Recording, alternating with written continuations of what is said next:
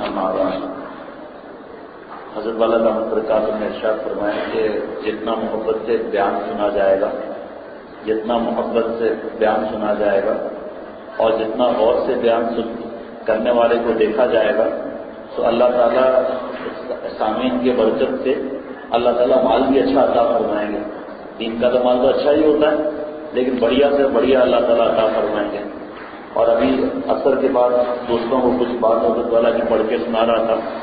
حضرت والا دامت برکاتہ نے فرمایا دیکھو جو تاجر دھوکے باز ہوتا ہے نا، وہ مال ایک دکھاتا ہے، ایک مال دکھا کر پھر جب وہ مال دیتا ہے تو مال خراب دے دیتا ہے، تو اس کو آدمی کہتا ہے یہ دھوکے باز تاجر ہے، دھوکہ دیتا ہے یہ، اور اس کے پاس سے انسان سے سودا نہیں لیتا۔ حضرت والا نے فرمایا کہ اسی طرح شیطان جو ہے وہ کالے بال دکھاتا ہے، گورے گال دکھاتا ہے اور رسبری آم دکھاتا ہے، اس کے بعد کھینچتا ہے اس کو اور اس کے بعد پھر ناپ کے نیچے گٹر لائن میں ڈال دیتا ہے۔ سیمپل کیا دکھایا اور ڈالا کہاں۔ پھر ایک عجیب بات جو ہے وہ میں نے پڑھی، دوستوں کو بھی سنائی۔ حضرت نے فرمایا کہ حضرت والا دامت برکاتہ نے ارشاد فرمایا کہ شیطان جو ہے وہ صوفی اور سالک اور دین پر چلنا عمل کرنے والا اس کے پیچھے زیادہ رہتا ہے، اور پھر فرمایا کہ سب سے زیادہ جو مار کھلواتا ہے نا وہ لڑکوں کے ذریعے مار کھلواتا ہے، کیونکہ داڑھی والا، بیان کرنے والا، دین پر ٹوٹا پھوٹا چلنے والا یہ لڑکیوں سے کم گھسے گا۔ اب وہ شیطان کہاں سے آئے گا؟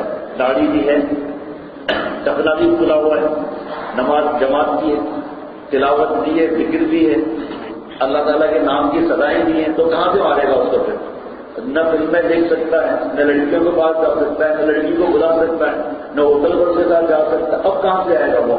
فرمایا لڑکے کے ذریعے سے آئے گا۔ فرمایا کہ مولانا رومی رحمۃ اللہ کے زمانے میں جب چند بال آ جاتے تھے تو مجاہدہ ختم ہو جاتا تھا۔ فرمایا اب تو 500 ہزار بال بھی ہیں لیکن مجاہدہ ہوتا ہے۔ حضرت والا نے فرمایا کہ میرے پاس کئی خط آئے اور میرے پاس بھی آئے، میرے پاس 2-3 اب تک خط آ چکے ہیں اور 1-2 آدمی آ کر ملنے آ چکے ہیں کہ حرام لڑکے کے عشق میں خودکشی کرنے کی کوشش کر چکے ہیں یا خودکشی کے خیالات آ رہے ہیں، مایوس ہو گئے تو ہمارے دل سے اب یہ نکل نہیں سکتا، اب ہمارا خاتمہ خدا نہ خاصہ خراب ہو جائے گا۔ کریم کا مطلب کیا ہے؟ المتفضل علینا بدون الاستحقاق والمنہ، کریم وہ ہے جو بغیر استحقاق کے دیتے، اور کریم وہ ہے جس کو اپنے خزانے کے ختم ہونے کا خوف نہ ہو، کریم وہ ہے جو ہماری تمناؤں سے بڑھ کر دیتے، فوق ما نتمنا بھی ہماری تمناؤں سے زیادہ دیتے اور بغیر سوال کے دیتے۔ تو حضرت نے فرمایا جو یہ لوگ کہتے ہیں نا کہ میں اتنا گناہ گار ہوں، میرے جیسے گناہ معاف ہوں گے، میں کیسے اللہ کا ولی بن سکتا ہوں، میرا تو نالائق ہوں میں۔ فرمایا کہ اصل میں یہ جو ہے کریم اللہ تعالیٰ کا نام ہے نا، اس کی اس نے قدر نہیں کی۔ کریم تو وہ ہے جو بغیر استحقاق کے دیتے، تو مایوسی کی اس میں کیا بات ہے؟ جب کمینہ پن ہو گیا، نالائق کوئی بھی گناہ ہو گیا، اب وہ وقت واپس تو آ نہیں سکتا۔ اب شیطان باقی وقت کو مایوسی میں گراتا ہے کہ میں کہاں نہیں بن سکتا ہوں، میں اتنا بڑا گناہ کر لیا، بھائی زیادہ سے زیادہ کیا کر لیا؟ کون سا ایسا گناہ ہے جو توبہ سے معاف نہیں ہوتا؟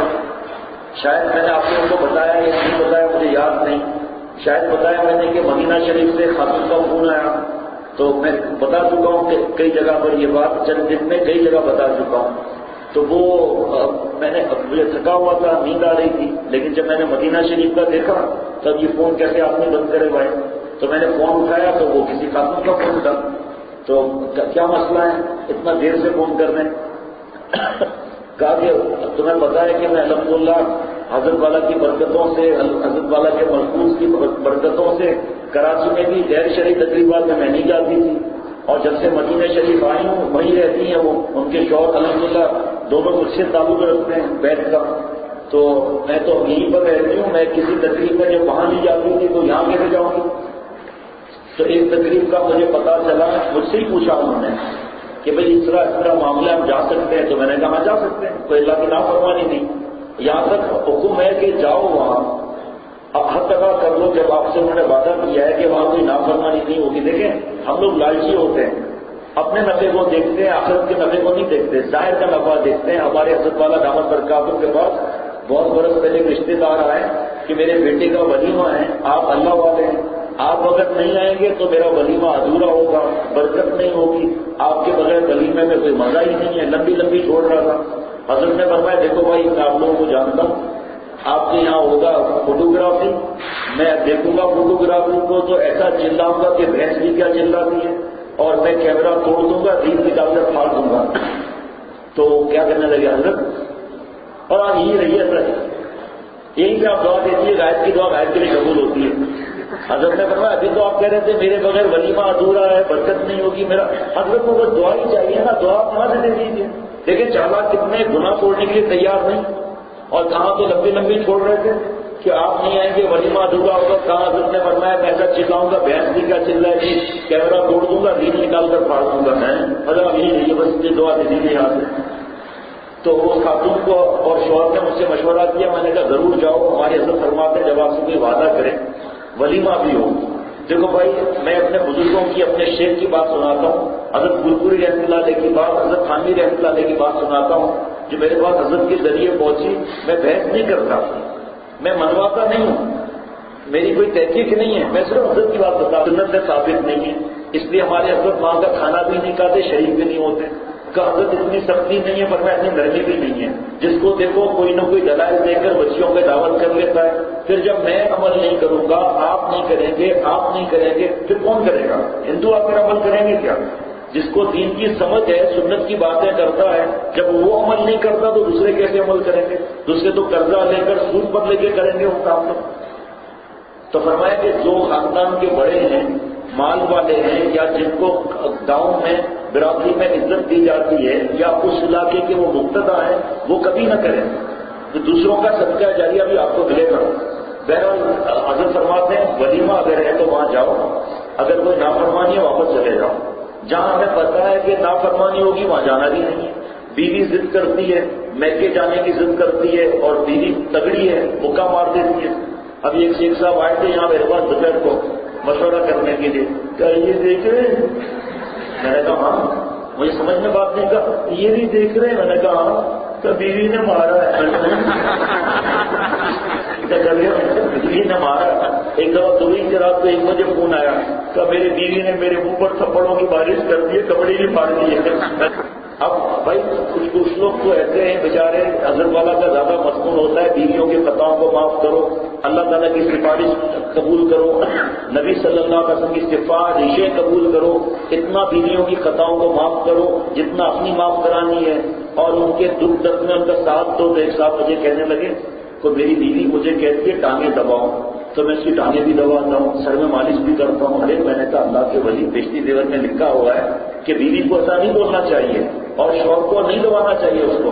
آپ گوال کرتے ہو، ہم نے کب کہا بیوی کو دباؤ، آپ بیوی کے پیر دبا رہے ہو، بس یہی نہیں کرتے اور اس کو اصلی بن لو۔ میں نے کہا بھائی آپ کمال کرتے ہو، اور بھی جگہ ہے، یہی آ کر تم آگے پھنس گئے بھائی، ایسا تھوڑی کرنا چاہیے، بیٹی نے منع لکھا ہے۔ بہرحال اس کی 80 بن لو۔ میں نے کہا بہرحال 20 صاحب سے پوچھ لو۔ میرے سامنے کہا 80 بیوقوف آدمی ہے، گیس دبانے کی کیا ضرورت ہے، سر میں مالش کرنے کی کیا ضرورت ہے؟